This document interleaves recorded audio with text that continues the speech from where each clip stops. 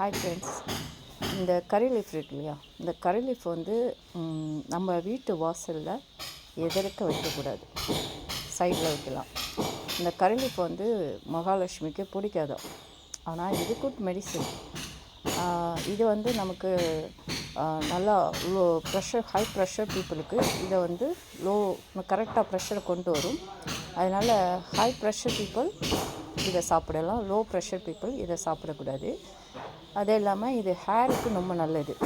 இதை நம்ம வடை மாதிரி செஞ்சு, அரைச்சி வடை மாதிரி செஞ்சு, நம்ம வந்து வடை இருக்கு இல்லையா, செஞ்சு நம்ம காய வச்சு அதை ஆயிலில் போட்டு ஃபில்ட்ரு பண்ணி அதை வந்து நம்ம வந்து வீக்லி 1 டைம் நம்ம யூஸ் பண்ணோன்னா ஹேர் வாஷ் பண்ணிடணும். போட்டுட்டு ஒரு 1 ஹவர் வச்சு வாஷ் பண்ணோன்னா ஹேரும் வந்து ஷைனிங்காக இருக்கும், நல்லா ஹேர் க்ரோ அப் ஆகும்.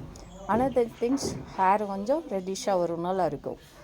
தென் அதே மாதிரி அதே போல் இது வந்து எறும்புக்கு வந்து இந்த இலையை வந்து நம்ம இந்த கறி லீஃபை, நம்ம கருவேப்பிலையை பாயில் பண்ணிவிட்டு நம்ம அதை மூவ் பண்ணும்போது இதை யூஸ் பண்ணோன்னா எறும்பு சுத்தமாக வராது. ஸோ அந்த மாதிரி இஸ் a குட் மெடிசன். நம்ம சாப்பிடும்போது நம்ம பாடியும் நல்லா ஷைனிங்காக இருக்கும். பட் ஆல் ஒன் யூஸிங் கறிக்கு போடுவாங்க. அது ஒன்றும் இல்லை, நான் லோ ப்ரெஷர் பீப்புள் கூட அந்த கறியில் லைட்டாக தானே இருக்கும், அதனால் சாப்பிட்லாம். நல்ல வாசனையாக இருக்கும், நல்ல டேஸ்ட்டு, நல்ல ப்ரோட்டீன். யா.